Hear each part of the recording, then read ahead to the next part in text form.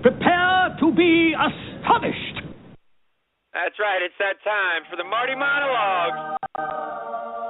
Marty Wombacher of the wildly popular blog, meanwhile, back in Peoria.com. We'll get the phone ringing here, Vic, as I turn my heavenly music down. We'll catch up with Marty tonight, see what's cracking and new in his world. That always on Hanging Central. You shit, we pitch a fit. Oh, we're hot bagging it tonight. Yeah, I heard Bart on there. That was really funny. That was a great segment. Oh man, love the stories that he shares, dude. So how are you tonight, bro? Well, hanging in there. Another Sunday night. Just working on the blog for tomorrow. Budweiser's at home tonight? Yeah. I usually stay home on Sunday nights. Once in a blue moon, I'll go out. I wrapped up, and you'll see that on Tuesday. I wrapped up my year of pizza Friday. I'm not going to say where I went, but it's all over. I did a whole year. Awesome, brother. I'll just ask you, in the year, do you have a favorite? No. People have asked that.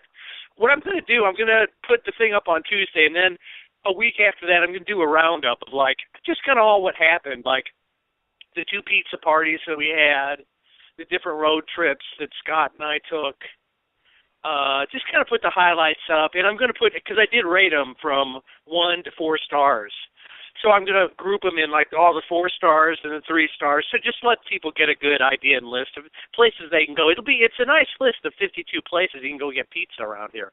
Because when I started doing it, one of the main remarks I had, just like when I started the whole fucking blog, was you'll never be able to, you'll do this for a month and you'll run out of stuff. For this, it was you'll never, be able to find 52 places to get decent pizza around here. But I did it. Hell yeah, you did. That's something that I, when we first started this, I'm like, man, what am I going to do? Who am I going to contact? What if nobody wants to talk to us? Are we only going to last a month? And hell, we celebrate our 1-year anniversary on February 15th. That's the thing. I think that's the reason most people don't do stuff, because if you worry a year down the road and think, well, what am I going to do, or how? To me, it's I just plan it a week. I don't really know. I have Monday and Tuesday kind of in the bag for next week. I don't really know what I'm going to do next Wednesday, Thursday, and Friday. I just don't. You can't plan way ahead. Back when I did my People of Peoria magazine, I had a girlfriend. We broke up shortly after I had the idea to do it, because she just had all these, reasons why it would fail, and you can't, how are you going to do this, and how would this happen? And it's just just take things one step at a time. The first thing, we got to do this, and then this.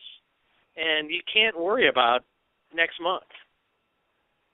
And what I found, Marty, is, from week to week, it's kind of like dominoes almost. Like 1 week, I go into it and I have no clue what I'm doing next week, but from this week's show, something pops up. I hear a name. Yeah. I hear something that gives me an idea for next week, and it's just like, the domino effect, and once you push that first one, they just start to fall over, and that's the way we go at it. And I just like you, flying by the seat of our pants, seems to work pretty good. Yeah, no, and that's the way to do it. You just can't. Look at a show like Saturday Night Live. It's in, it's 40th year or whatever. They do the show on Saturday.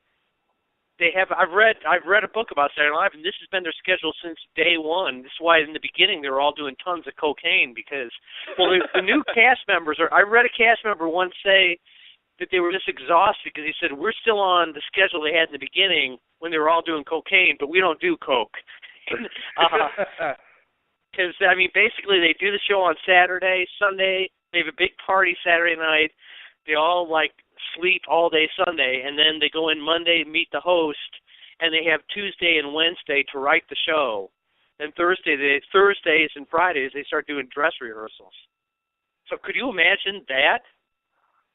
Dude, that's a tough schedule, man, and I'm thinking, not condoning cocaine use by any means, but looking back at those episodes from the 70s, you could definitely see that there was some stimulants being used. Oh, all over the place. Those guys were nuts. Holy cow. Belushi and his chopping broccoli, man. Oh, my chopping broccoli. Yeah. No, those were good. Those were good years. Speaking of famous people, I thought I'd read a chapter from the fire truck book tonight. I hadn't done that in a while. Oh yeah, those are always good. Well, yeah, the chapter I want to read from. You guys are younger than me, but I know you remember when the whole Watergate scandal went down. Oh yes. Have you ever seen All the President's Men? Absolutely. That's one of my favorite movies. And I mean, I was a senior in high school when all that shit started. And if you were my age back then, I was 18. Everybody hated Nixon just because he represented everything bad. And as far as counterculture was concerned, and he had like the Nixon, he had his enemies list, and it had like John Lennon was in the top 10, and just as something everybody hated. So when Watergate happened and Woodward and Bernstein brought that guy down, it was like, wow. And you do wonder when you watch that if that shit would happen today, because basically there were two unknown reporters going with sources that they wouldn't name, like Deep Throat, which finally came out, a few years ago. Right. And the Washington Post was publishing their stories, and a lot of people were saying, we don't believe these guys. We think they're just making this shit up. And eventually it became true, but I just wonder if a newspaper editor would put that kind of trust in, like, just two guys just thinking, well, these guys, really, I believe what they're doing. I don't think that would happen today. But anyway, especially with Michael Hutchins, just real quick, Marty, like with Michael Hutchins, and I would be afraid today to be a journalist and do the work that those guys did back then on Watergate. Oh. So many people are just turning up dead. I mean, how did they even survive? No, they actually said, I read it in a book afterwards, they said they were really, really nervous, like about the CIA and other stuff. Look, I bet. But they probably did escape any kind of like punishment for that, just because it was so high profile. And if something would have happened to those guys, it would have steamrolled into back to them because they were being published. But here I'll try. So what happened was one day in Manhattan, I actually met Carl Bernstein, and nice. The story's called "The Day I Met Carl Bernstein," who has always been a hero of mine. It was just a cool story, but so it's called "The Day I Met Carl Bernstein," and here it is. The year was probably 1995, and at the time I lived on the Upper West Side of Manhattan, and I was publishing and writing a magazine called Fish Wrap. I started the magazine shortly after I had moved to New York to seek a writing job at a magazine. Within the first 2 weeks of arriving in Manhattan in the summer of 1993, I managed to get job interviews at People Magazine, Entertainment Weekly, and In Style. And boom, boom, boom, I was turned down by all three. In hindsight, maybe it wasn't such a good idea to tell Jim Seymour, who was then the editor of Entertainment Weekly, that those list stories they do, the top 100 movies of all time, are really boring and appeal only to the dumbest dullards on the planet. And maybe it was a mistake to tell Cutler Durkee. I can't remember his exact title, but he was second on the masthead of People magazine, while he looked disgusted at a clip of mine I'd written about a homeless man who eats roadkill. That it had been fun smoking pot and drinking with that guy.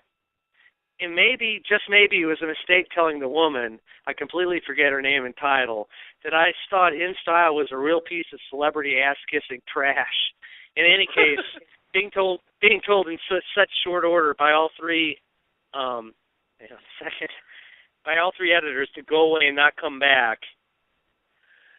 was quite a depressing trifecta of rejection.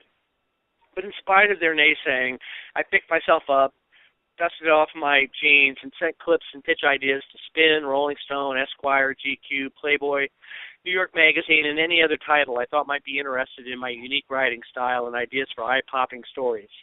And this mass mailing of clippings and feature article ideas were met with a thundering silence from the media lead in Manhattan. Oh, well, I'll show them, I said a month later while looking for a night job. I'll publish a magazine and ridicule the whole stinking lot of these fuckers, which is exactly what I did. The magazine Fish Wrap was mainly me making fun of all the assholes who wouldn't hire me. While it almost guaranteed a blacklisting of sorts in the New York media world, it was great fun, and it lasted around 6 years, till magazines got so stupid you couldn't even make fun of them anymore. I always say it got to be like making fun of the retarded. It's fun for a few seconds, but it's too easy and it gets old real quick. But anyway, I digress. It was 1995 and just finished up the latest issue of Fish Wrap, and it was a real beauty. It was our special Just Say Dope issue.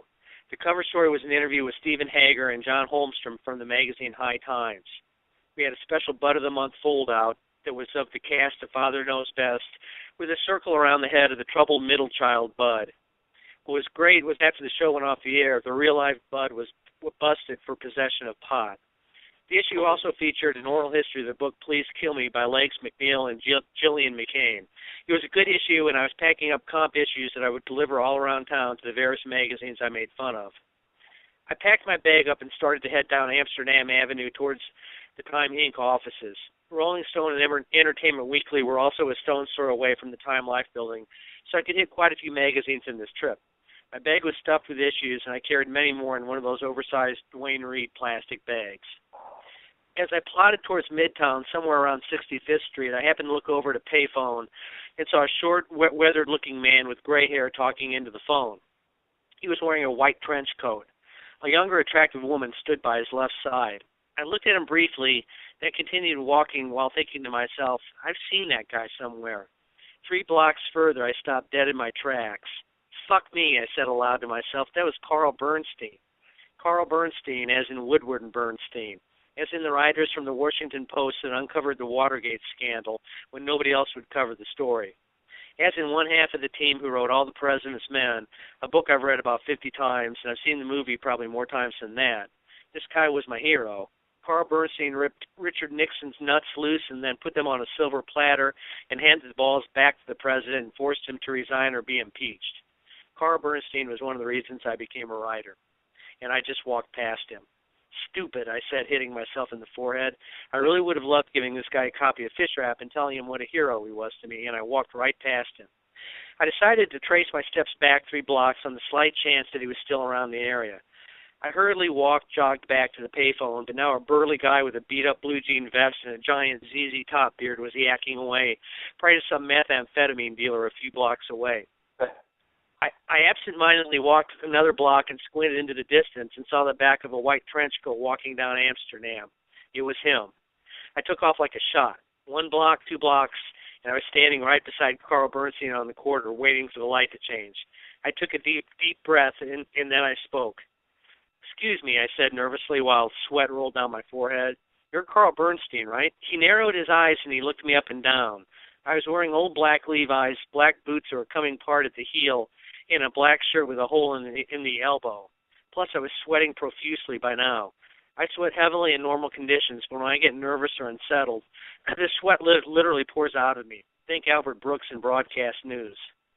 Who wants to know? He said with a somewhat frightened look on his face.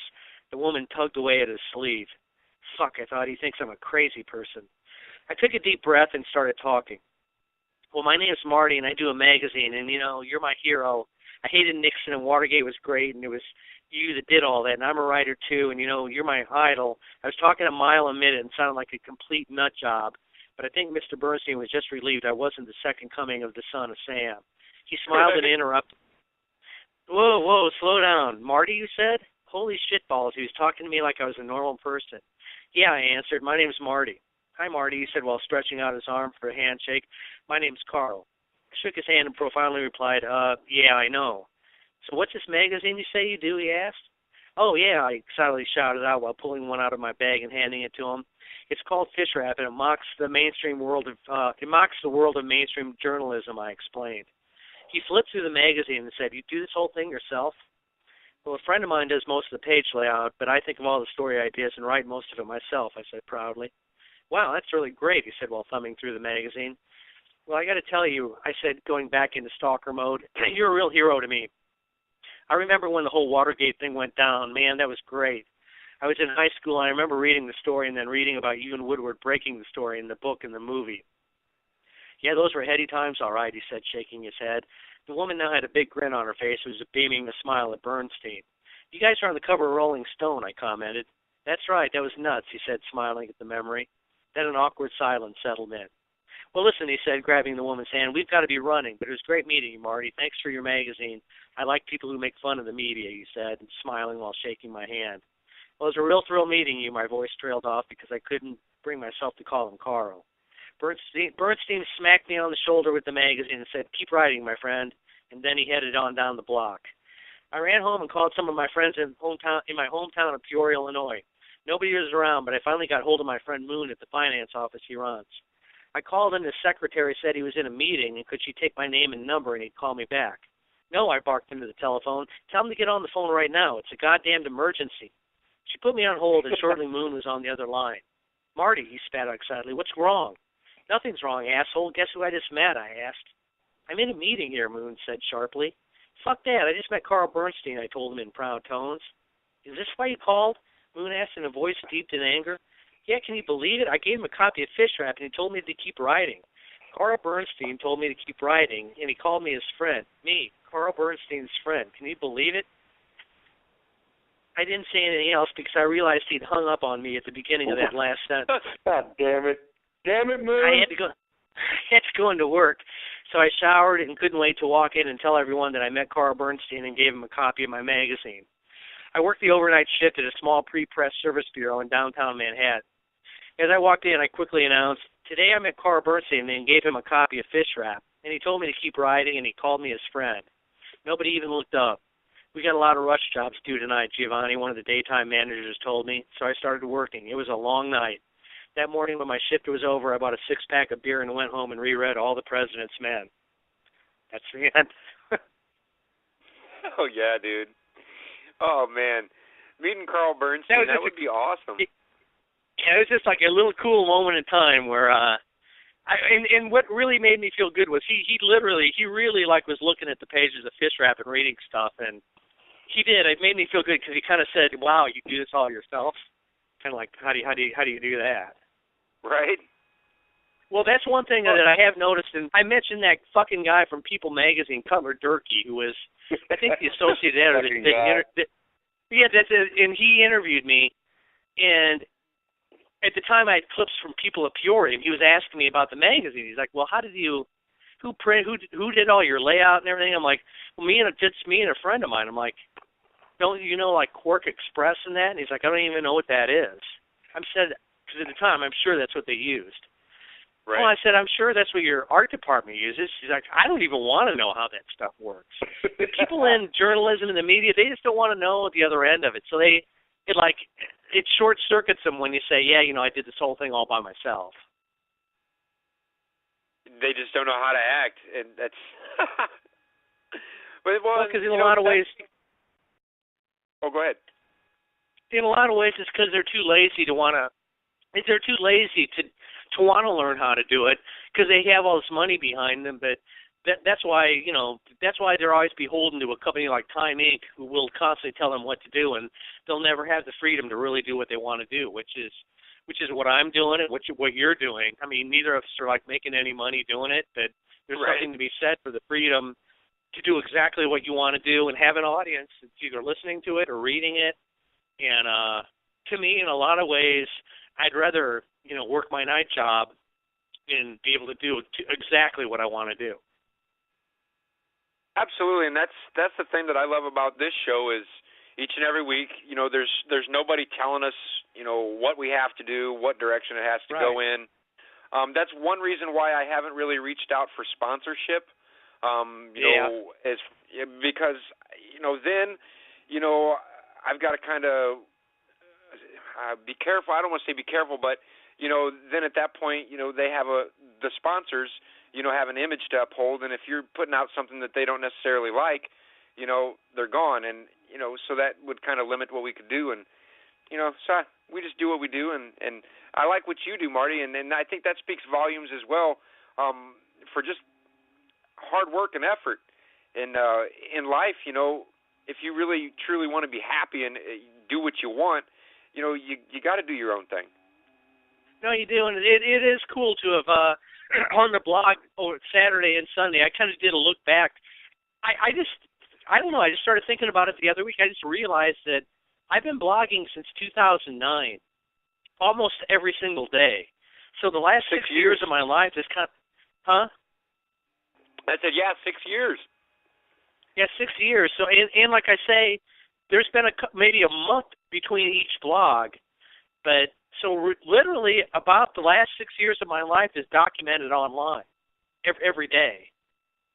And I went back and started looking at it. It kind of blew my mind. It was like, holy shit, I started looking at stuff that I'd completely forgotten about because, I don't know, probably like you, it's like I'm so busy and wrapped up in, like, you know, doing my day-to-day stuff. I don't have time to go back and look at, like, my 365 bar crawl blog much, or right. I did one called Marty After Dark. Each one of those lasted about a year. This is the longest blog I've ever done. This one's running over 2 years now, but I did 4 other ones. Was it 4? 1, 2, 3, 4. Actually, no, I did 5. Marty Monologues Show 3, 2. No, I did 4 other blogs before this one, and they each lasted about a year. Well, yeah, because it's 6 years. So those were each about a year, 4 years, and then 2 years with my Peoria blog, which I'm happy to say and really proud of. The Peoria blog it gets bigger numbers than anything, including the 365 Bars blog, which really went huge. But it's gotten, especially in the last couple months, it's really kind of taken off. Bigger than taken on a life of its own. Yeah, it really is. It's just like once you get so many people looking at it, I don't know. I mean, but it is. This is where I drive myself nuts. I do every day. I'm constantly checking the numbers for fear that it's going to go down to like nothing. Marty, no, it's not going anywhere, man. You got a really good thing going. Stands out to you that you would like show a person like Carl Bernstein, or is there a selection of stories or a story that you really hold dear that somebody that want to see your writing you would show them? Yeah, I got an essay on hot bagging. God damn it, Marty the hot bagger. Yeah, that's the one I really would like to show to everybody. Oh my goodness! Well, Marty, you get that put together, and maybe we'll hear your hot bagging that essay next week. I'll try and work on it for you guys. Oh shit! Well, listen, we've only got a minute or so left with you this week, Marty. Vic Nasty, let me throw it back to you. Any final words? Marty, I'm always looking to see what's up next with you. Just keep the stories online, and I'm glad to see people keep reading them, Marty. Hey, thanks. Great talking to you guys, as always.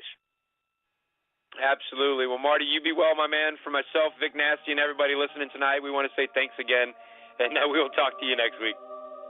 All right, guys. Thanks. Great talking to you. We'll talk to you next week. Later on, brother. Peace.